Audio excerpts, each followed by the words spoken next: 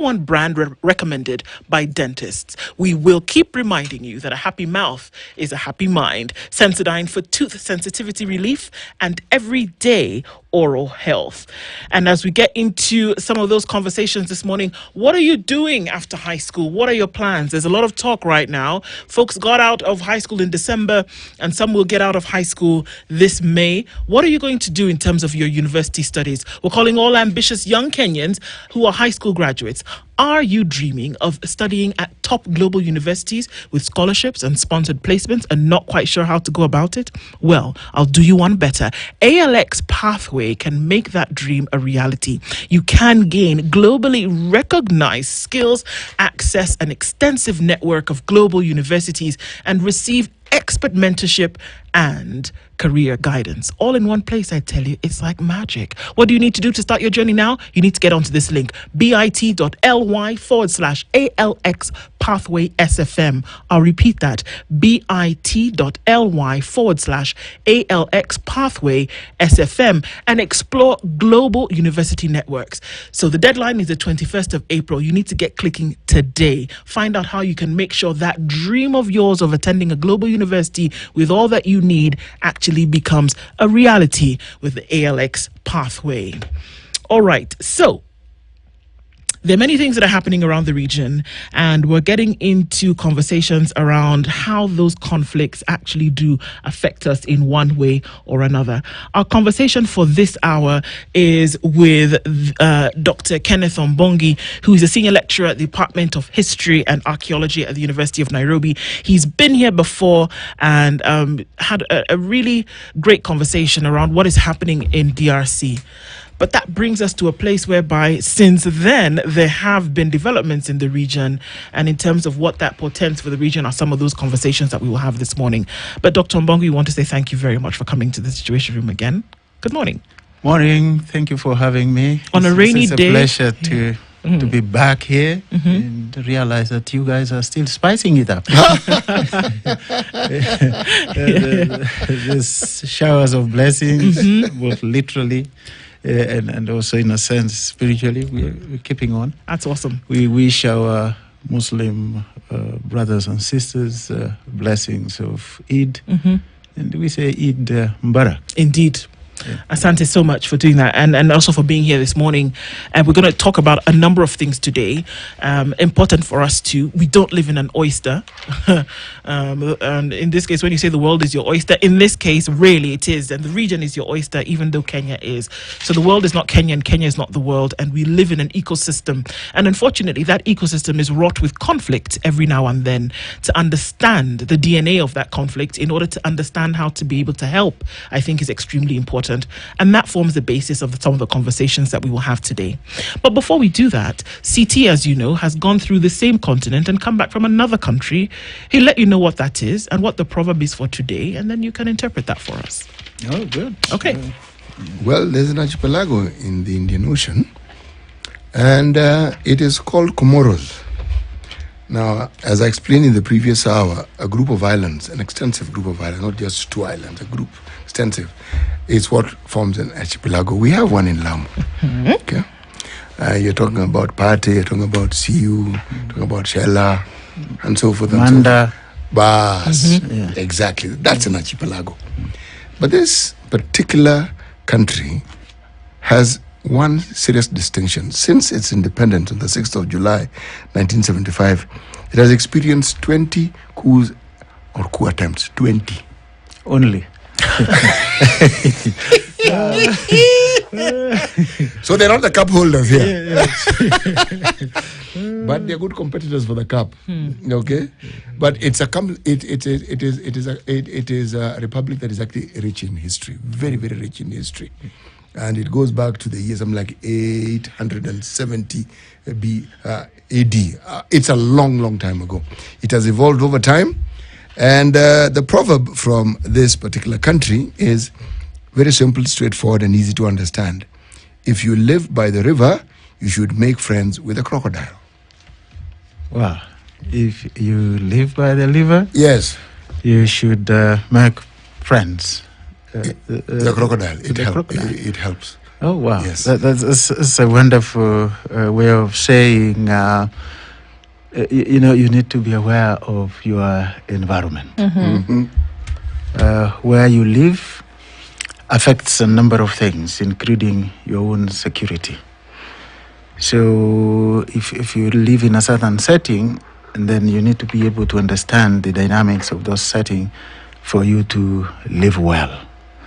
Understand your neighbors, understand who matters in that area. So in other words, the proverb is really reminding us that there is need, to mend fences with the people you live with. Sometimes you are not able. You don't choose the people you live with. It's just geography that gives them to you. So The good doctor is referring to relatives. Of course. You have to make do with them and live with them. You don't have a choice. It's really encouraging us to coexist with others. Right. And I wondered why CT had to go all the way to Comoros to get that, because it's because the capital is Moroni. Yes. And he's from a place called Moroni. So he just saw, I'm at home. Because there are proverbs of similar meaning Yes. around our communities in Kenya. Yes, But one from among my people comes very To mind. Please tell us that to proverb. mind.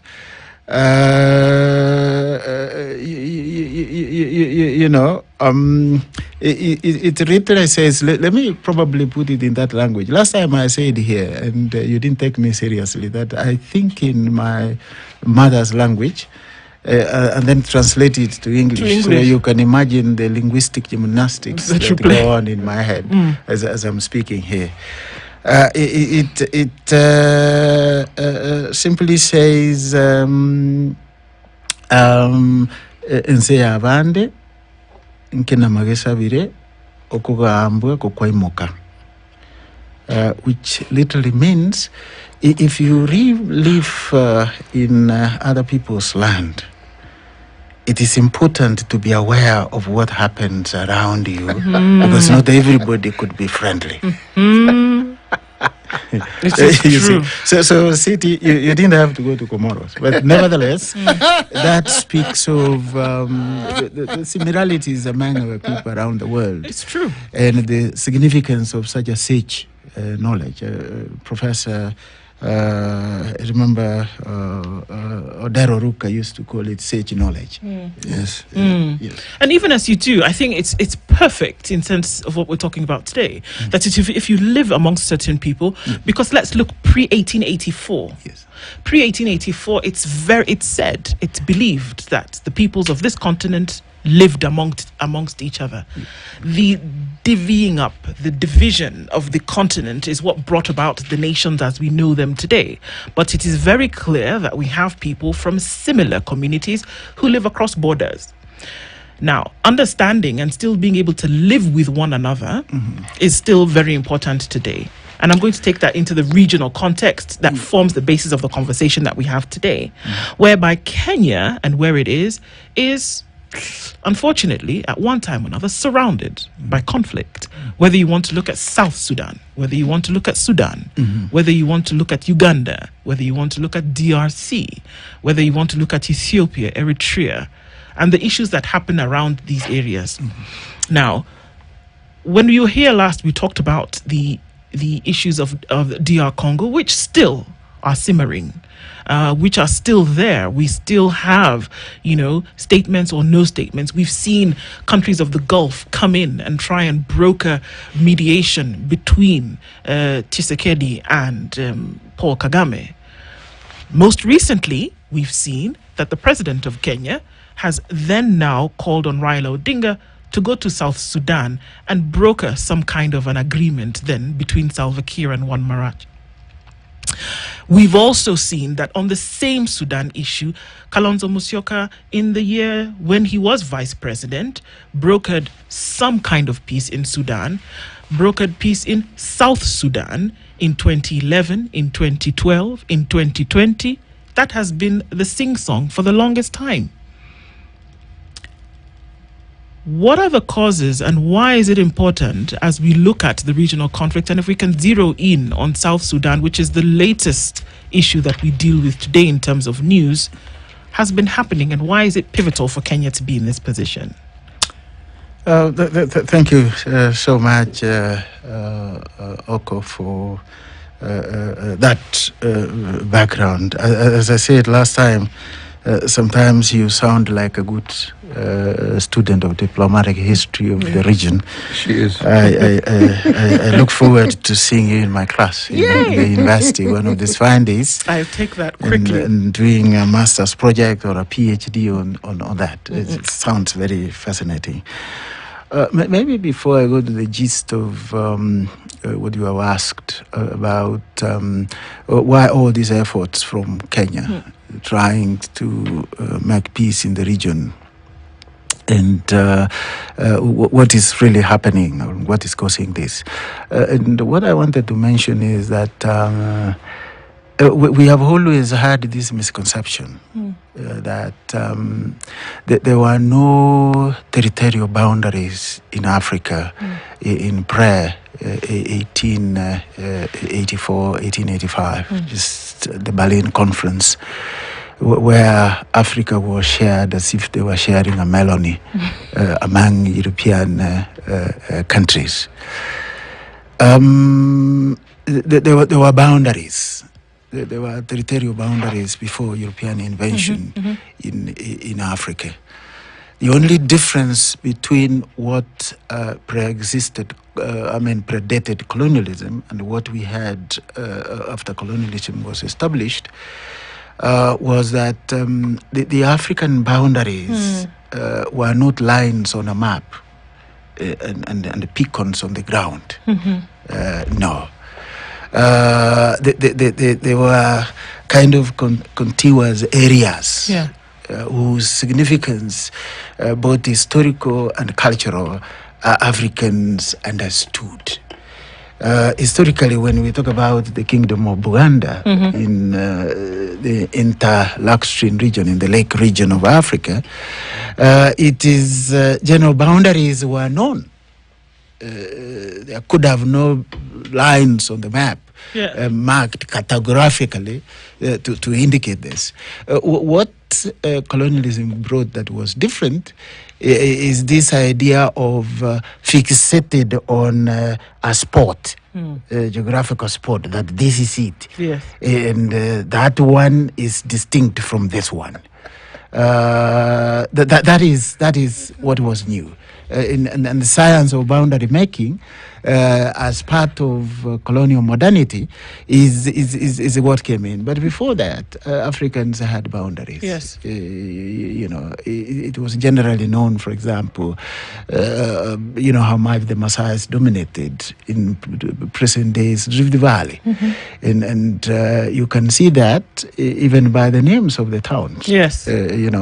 Majority of the names of the towns in Kenya, particularly in Kenya's Rift Valley, are actually of Maasai origin, including our own nation's capital, Nairobi, which is a Maasai word denoting, a place where the Maasais will retreat to when the earthy plains dried up. So they call it Inkarenyo Robi, which I'm told in Maasai means a place of cool waters. Yes.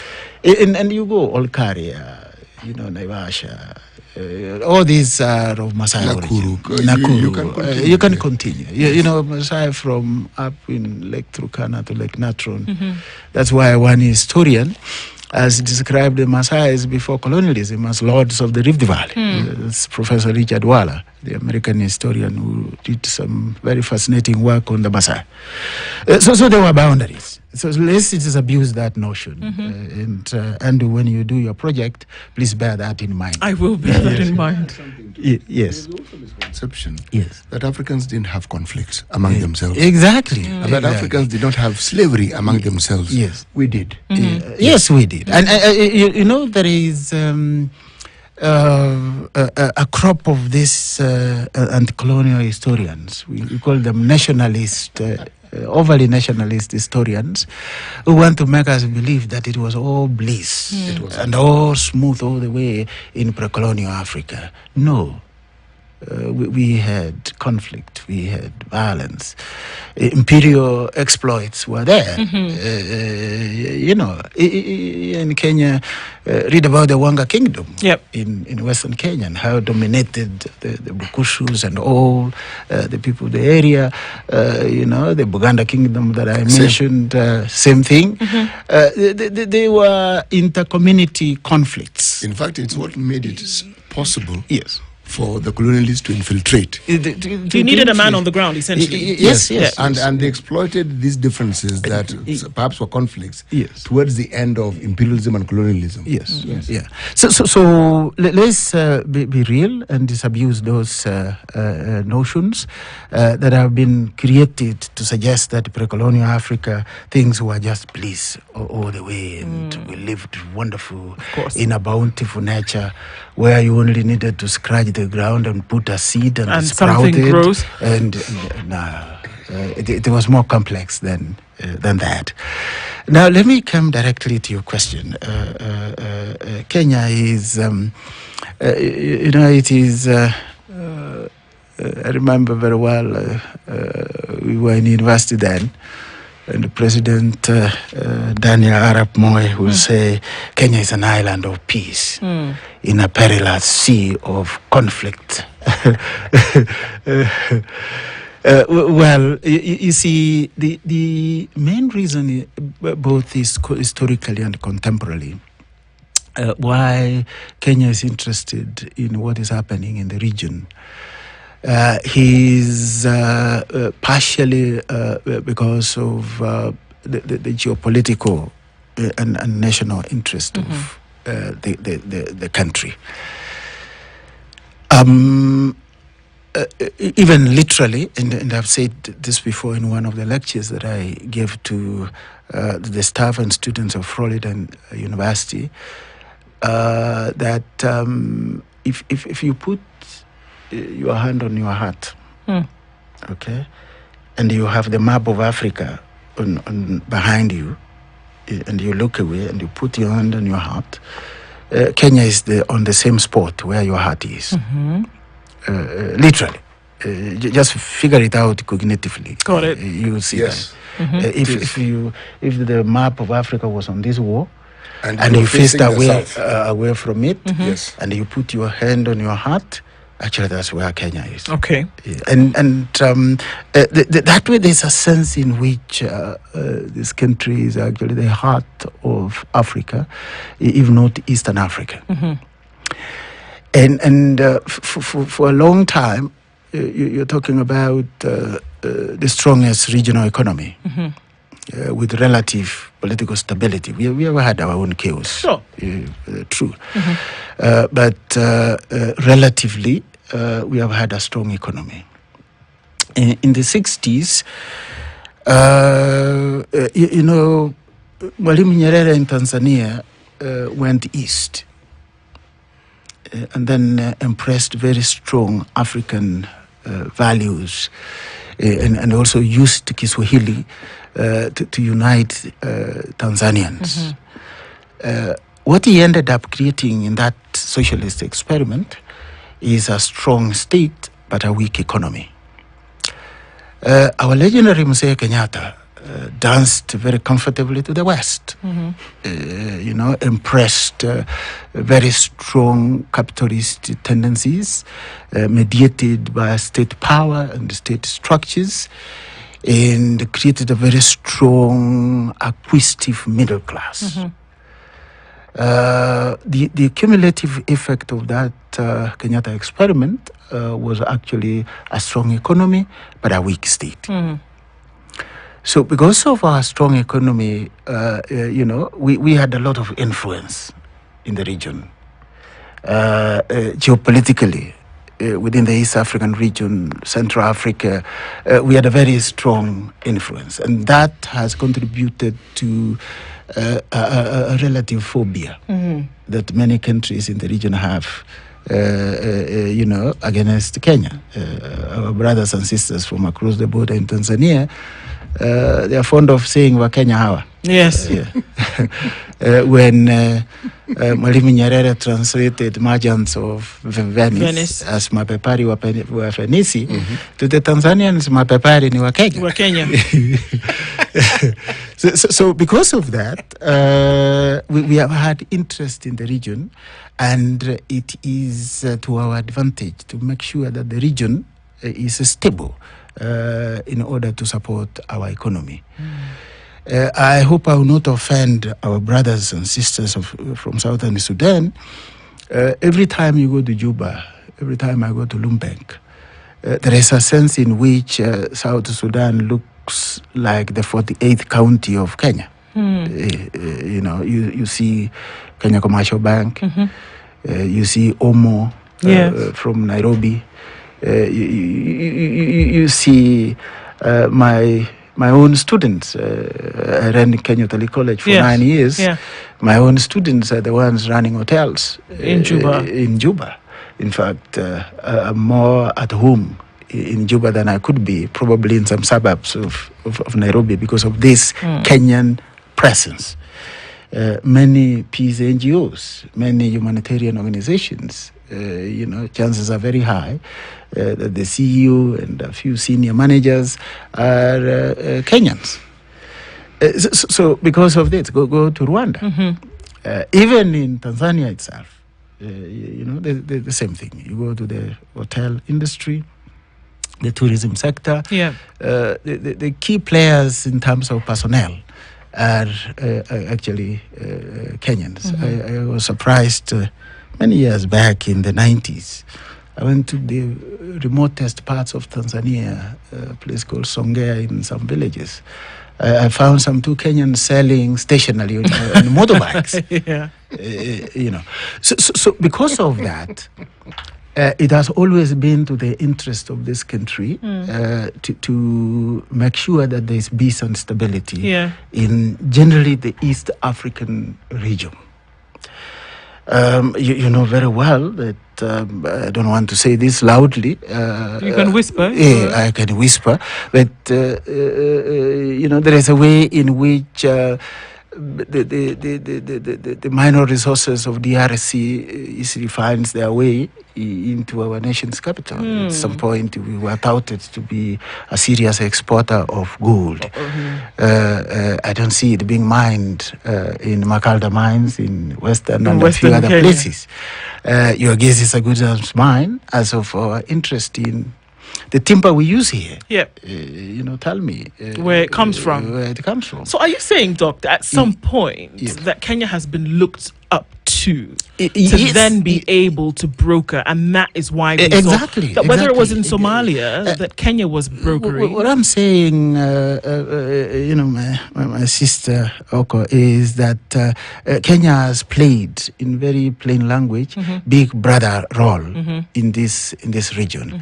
It may be declining, and we seem to be not doing very well in this sense, but over the years, because of our strong economy, our very highly developed education system, which you may not see when you are inside, and many other things, we have played a big brother role. In fact, it was Professor Mazrui at some point who spoke about recolonization of Africa. Right. Where he delineated a new kind of colonization because of the levels of instability in different regions of Africa. He said he's not advocating for calling back the Europeans and to recolonize us. There is a way that a dominant power within a regional space will actually exert its influence in order to maintain peace and stability in this region. In East Africa, he actually identified Kenya, not because he was a Kenyan, but because he could see the ingredients that the countries exhibited qualified it for a strong economy, extended influence within the region. Yeah. In Southern Africa, of course, the big brother, South Africa, was there. In Northern Africa, he talked about Egypt. In West Africa, he talked about Nigeria. I know that his peers strongly criticized him, but Masuri based his argument on a very strong historical foundation of countries that have regional influence that dominated this region. And those notions extend up to today. Right. The tendency to see ourselves as a big brother. And as a big brother, literally, you have to make sure that your younger brothers are peaceful and taking care. And taking I would like us to look at the impact that it has actually had, because now when we see that in 2025 there still is the need for Kenya to send a special envoy to South Sudan. There was uproar when we saw that in Sudan there was the chance to maybe name a parallel government, and Kenya was almost saying okay to that. Let's take a break at this point and come back and look at the impact in these regional crises and conflicts. Has the mediation effort borne fruit? Dr. Kenneth Mbongi is our guest this hour, senior lecturer at the University of Nairobi in History and Archaeology, and we're having a conversation this morning about regional conflicts, the causes, reasons, and influences. We're taking a break, and we'll be back after this.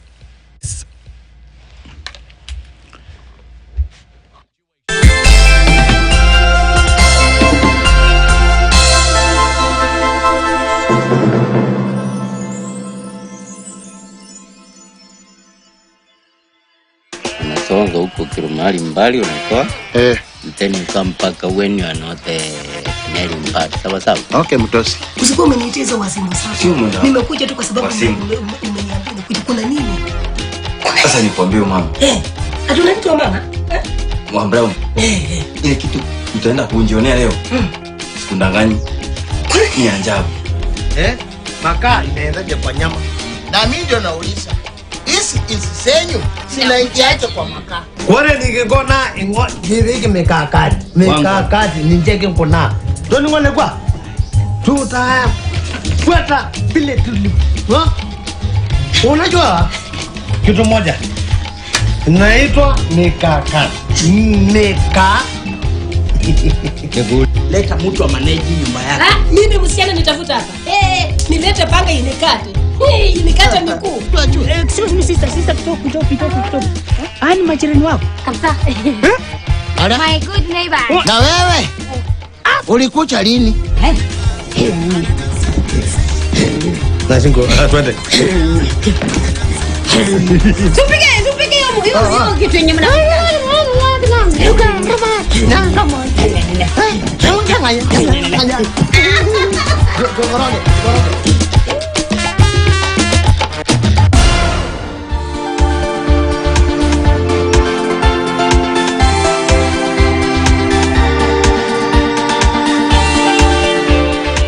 Dental tips brought to you by Sensodyne. Avoid smoking and other tobacco products. Smoking is a leading cause of gum disease. It's best to avoid these products altogether. Sensodyne gives you long-lasting protections against sensitivity. And people come in and they're like, oh, it works. I can have ice cream and I'm not in any discomfort. I recommend Sensodyne because it works. It's brilliant.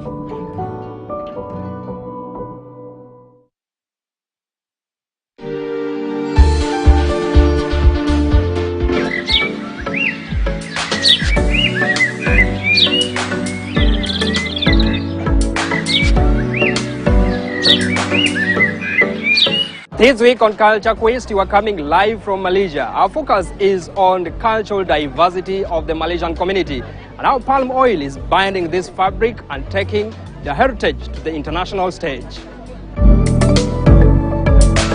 Food is more than just substance. It tells the story of a people, a history, and a way of life.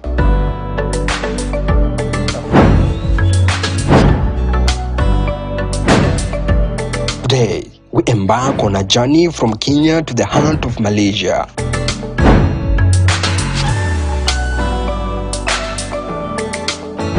We will explore bustling food markets,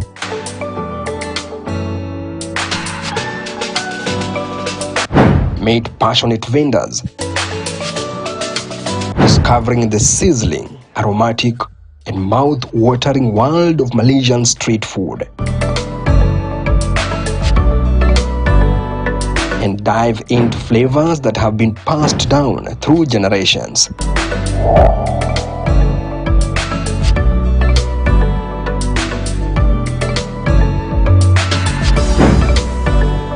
This is Culture Quest.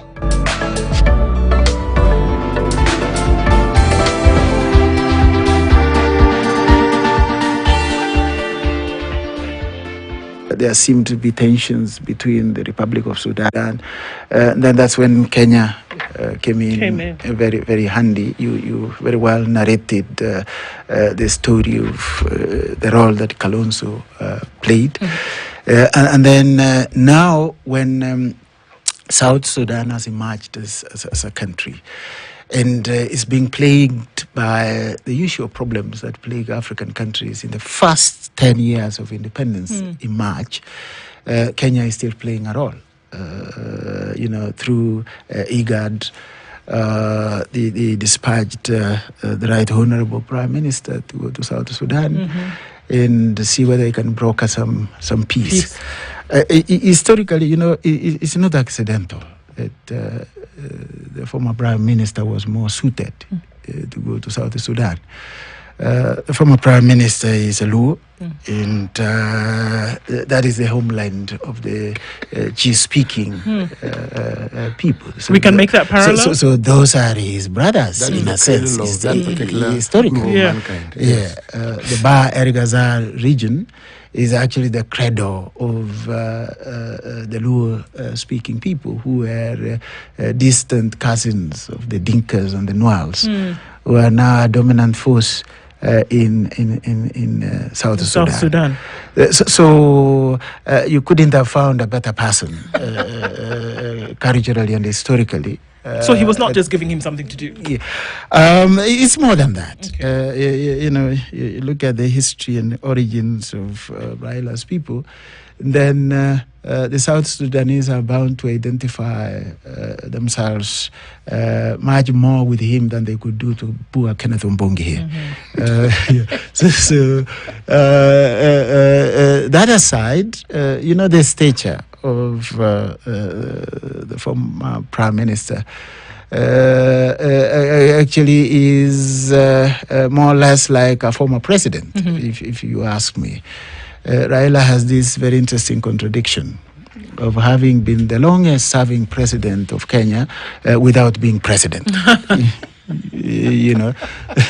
So because of that, he fitted the bill, if you ask me. I know some people will be of the view that the setback that the country suffered due to the just ended African Union and Commission elections could influence things otherwise, but I don't think whether the impact will be very strong. We are dealing with the same man whose stature is larger than life. He has the ability to attract both, passion and hate in equal measure.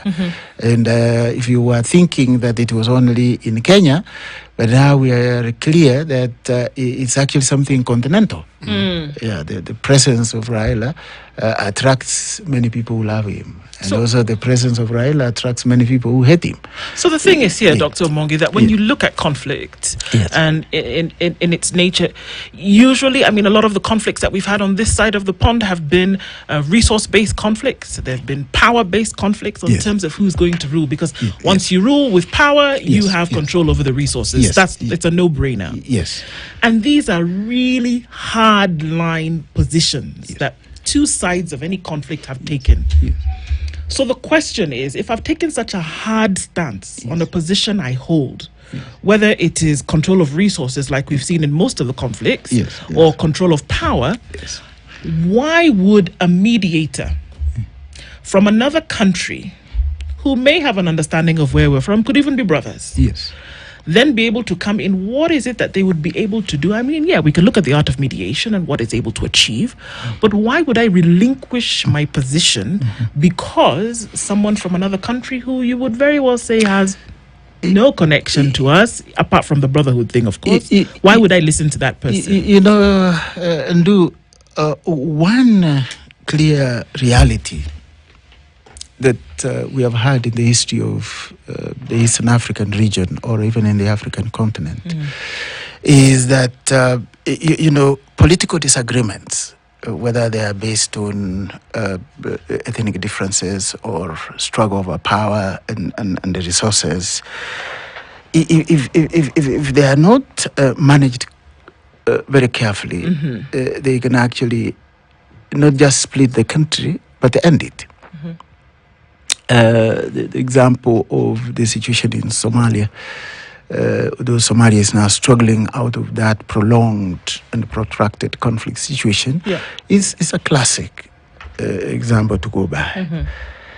So a leader from outside, the example of the Right Honorable Prime Minister that we have talked about, will actually bring in another dimension, probably that the protagonists in South Sudan's case are not seeing. And having the kind of relationship, which is cultural and historical, as I talked about, probably will make the two, Majar and Keel, who are brothers from different communities that dominate the politics of South Sudan, to look at the country much more differently than they have done hitherto. I want to believe that the great country of South Sudan is bigger than the two men fighting for power. The Nuel and the Dinka, those dignified, tall, elegant Africans, need peace and stability. And from history, we have seen that the first decade of any country in Africa will determine the direction it will take in the future. If you look at in the 1960s, the countries that enjoyed some relative stability in the first decade of independence, they remained stable, relatively stable even up to today. Those ones that did not, they have actually remained a bit violent and unstable up to today. It seems to me that Sudan has started from, the former case of experiencing chaos. So the earlier they are made to realize that it is to the advantage of their country to maintain some level of peace and stability, to accommodate diverse interests, the better. And an outsider who has no direct interest on what is happening in South Sudan can bring the two brothers on the table and tell them that the country of Sudan is bigger than all your personal interests. You can coexist. You can also share. Dr. Ari, I have to ask, every time we talk of conflict in this region, talking about from the Red Sea coming down this way, there's always been talk about external influence, input. External interest is how what it is referred to. You see, Andrew said this when I came in. As a continent, we are not an island. And as a region, we have a long history of external intervention. Actually, if you extended it further, we are a product of these external interventions. What you call the post-colonial countries of Africa are a product of European imperial designs, which was an external invention. That did not stop when power transited from Europeans to Africans in this continent. It continued. Don't forget, CT, that we are an extremely rich continent. We only happen to be poor, partially because of this. The people happen to be poor. If you took the dichotomy of people and the environment, our environment is very rich. Yes. We are a bit poor, partially because of our responsibility and partially because of these interventions that you are talking about. And the poverty goes up to our leaders as well. Yes. They're equally poor. Our leaders are equally poor, especially if you talk about poverty of the mind. You know, there is again, I go back to my village. There is a singer who sang a few years ago that you better have material poverty, that you go without clothes, instead of having poverty of the mind. Who was this artist? The artist is now late. It's called John Arisu. It's one of these Benga guys, musicians. The Benga genre. Yes. You better, have poverty of clothes other than having poverty of the mind. That's literally what he was saying. And our leaders have really suffered in that. If there are classic cases in the history of Africa that demonstrate that a resolute leader who has decided to put his country and his people first will make a difference. Mutala Mohammed in Nigeria.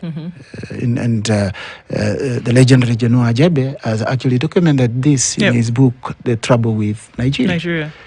The guy was around for hardly 3 years. But he made a big difference. My idol, Tom Sankara. You know that? He changed his country in 3 years from country running around Europe with a begging bowl into a sufficient country in a number of aspects. And much more recently, the Mirzali junta in Traore. Yes. Doing the same thing in the same country. He's doing the same thing. It's the same country and same continent where others have struggled. In fact, let's throw in Jerry Rawlings into it. Yes. Throw Jerry Rawlings into the mix. Yes. And you see, young, resolute, without having the baggage of history, and saying, guys, we will make a change, we'll transform our society. Whether we like it or we like it. We will dignify the lives of our people. Whether whoever is an international community likes it or not, we will still continue. So what we're saying essentially here, when we look at the conflicts, where we're still doing this rudimentary conflict over resources, whereby you can actually have resolute leaders who stand up and say, you know what, enough is enough. We can actually make a situation where the people of the country are, number one, they're protected, they're provided for, and a conducive environment through which they can thrive. Exactly. Even some of the leaders who have died with the ignominy of mismanagement, when they started, they were great people. I remember when we were young, small boys, young men who did very well and looked like they had a future. We nicknamed them Mugabe, Comrade Gabriel Robert Mugabe. Because the guy was doing very well in Zimbabwe. When Zimbabwe gained independence, from the British, and he renames the country after the great Zimbabwe, one of the ancient civilizations of that region. And Comrade Robert Gabriel Mugabe looked like he knew where he was taking that country. And I want to bring another individual into this, which a lot of times is wrought with, Muammar Gaddafi. You can say that again. When he led Libya, the people of Libya went to school for free until they were 18. The people of Libya had social health care. They had medical treatment. They had a crude oil for which it benefited the people of the nation before anybody else. They had affordable housing. And to add a bit of comic to that, he could even went to the extent of paying dowry for the young man. There you go. I wish he came to my village when I was growing. And then they killed him, and I use those words very clearly on what I'm saying. Yes. And then they killed him, and then Libya has gone into a place where it hasn't been for the last 60 years. That's it. You see, that's why, as an undergraduate student in the 90s in the University of Nairobi, we will read the Green Book of Muammar Gaddafi under our blankets because it was a banned one. So we would cover ourselves strongly. I remember I used to keep my copy somewhere in a bathroom in Hall 3 in main campus, University of Nairobi, where I lived. And Muammar Gaddafi was our idol. at the time. I've said something about Robert Mugabe. We will nickname people who look like they had a potential in their future of doing well. We'll nickname Comrade Robert Mugabe. If they were not looking very well and they were brutal, we would nickname them Amin. And I mean, you could not understand. You could understand this. Yeah. I'm not trying to slight our brothers in Uganda, but that was the situation as small boys growing up in the 80s in the highlands. But that told you something. That still Africa has a chance. All hope is not lost. We have these historical examples that we remind ourselves of Tom Sankara, of Murtala Mohammed. Now you've talked about Muammar Gaddafi and Robert Mugabe when he started. That it can be done. We can transform our societies. We can dignify our lives. We can graduate from being a continent of poverty, hunger, and disease, conflict. You know, so there is that hope. So I'm looking forward to a time when in our capitals in Eastern Africa. You know, from Juba to Nairobi, from Nairobi to Kampala, from Kampala to Dodoma stroke, Dar es Salaam. That hope will emanate from these areas. For that to happen, then we need transformative leadership. Leadership that will put self-interest, away and put the interest of the nation, interest of the region, and the interest of the continent first. It can be done. It can be done. We tend to forget what the young man who took the leadership of Senegal and decided to sever links with some of the international, actors who have stifled the growth of Africa for very long. Things are looking up also. I hope they will be able to sustain, this, because there's another side of our history which demonstrates a very interesting paradox. We liberate ourselves from one imperial dominator and take on another one. And things look good for 5 years, and then they go south. Is it possible? And if we see from the likes of Burkina Faso today with Traore, and then look at Senegal, for example, and we even look at to some extent Rwanda and what is being done, whereby you will be insular about your development and almost to some extent turn a blind eye or turn your back to what would be international interference. Does that look like parts of a recipe for success? Yes, it does. From where I sit this morning, I think it does. Again, as a historian, I'm recognizant of the fact that the reason why that didn't work previously is because Africa is still a disunited continent. Because the shining examples that we are naming now, from Rwanda to what Traore is doing, and Senegal and many others, are not the very first ones. No. But you see, these are tiny pockets of